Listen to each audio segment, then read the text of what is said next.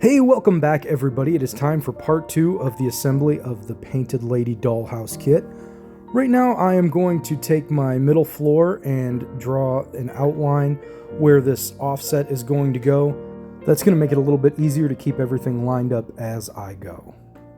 Now the interior walls of this kit act as spacers for this offset.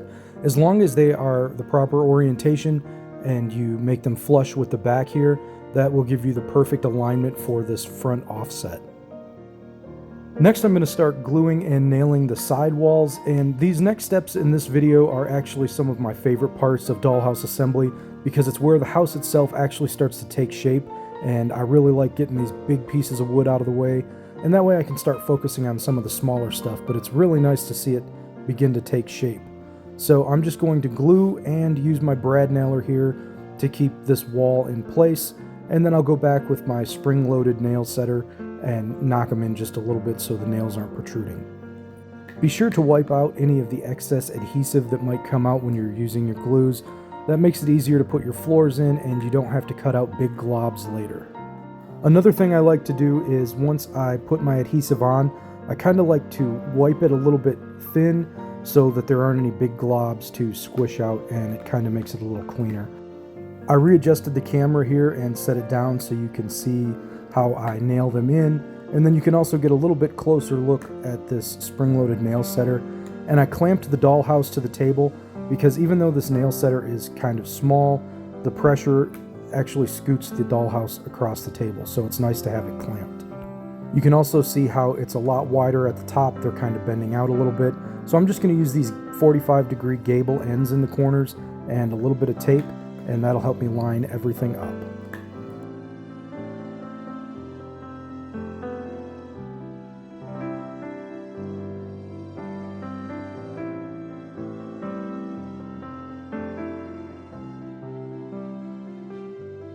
Alright, let's get this middle floor in place. It's nice to have these walls secured already, and then you can just slide it in. Now, using this method, I don't apply any glue to the middle floor because it ends up just scraping itself out, but I will brad nail it into place, and I do glue the top and the bottom, which is plenty to keep it secure. And then I'll just use my pencil to make a couple of marks on the ridge that I want to nail into so that I don't start getting out of alignment. And this is one of those parts where it's really important to be familiar with your tools. Practice with a little bit on some scrap wood so you can tell exactly where the nail is going to come out. You don't want to overshoot it from the top and come out on the floor, which will make it hard for installing your flooring later. And you don't want to undershoot it and come out in what would be the ceiling. You want to make sure that you know exactly where your nail is going to come out of the nailer so you don't have any stray nails sticking out of the floor or ceiling. Now it's time to make sure that everything is lined up after I put that middle floor in, and it's looking pretty good. So I'm going to go ahead and put this second offset up here so that I can start planning on the top floor. And it's time to reload my brad nailer. I was really excited. I found this box of nails back in my studio. I had thought I had ran out. Once I am satisfied with the alignment of everything, I'm just going to put a quick bead of the adhesive on and wipe it smooth with my fingers. And I'll do that on both sides, but I'll go ahead and set this side first and just make sure that everything is nice and tight, and go ahead and nail it in, and then I'll turn this house around and do the same thing on the other side.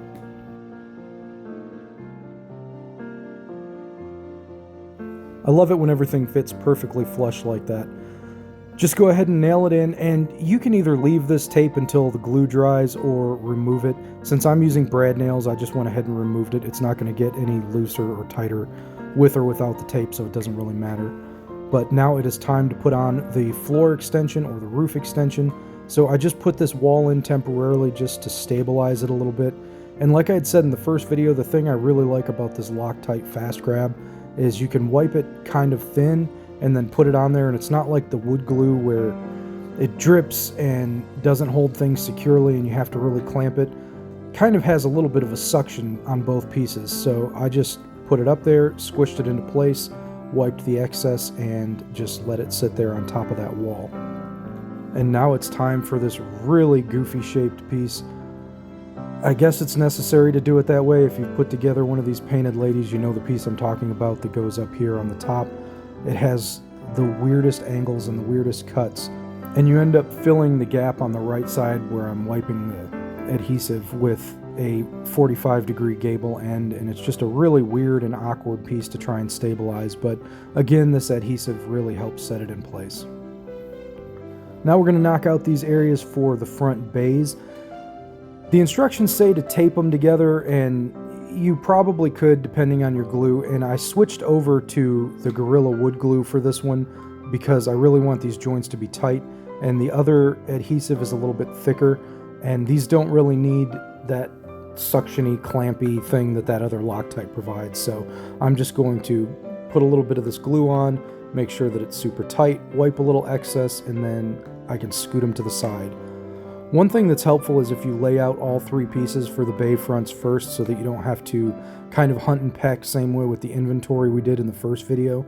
Just lay them out, you know there's going to be three, find the three that go together, and also make sure that all of your siding is facing the right direction, because these don't only go one way, so you could end up with two pieces where the siding goes the right way and one piece where it doesn't, and then you've got to take it apart.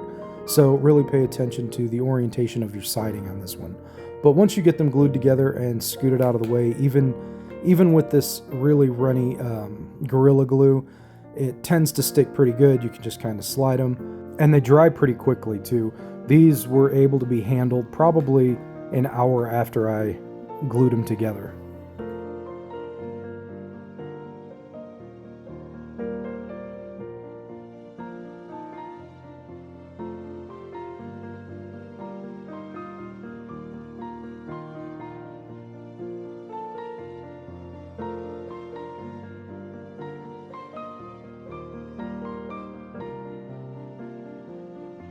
The glue's only been drying for about an hour, so it's about 50% dry, but I like to do it while the glue is still malleable. That way adjustments can be made and the glue has not hardened.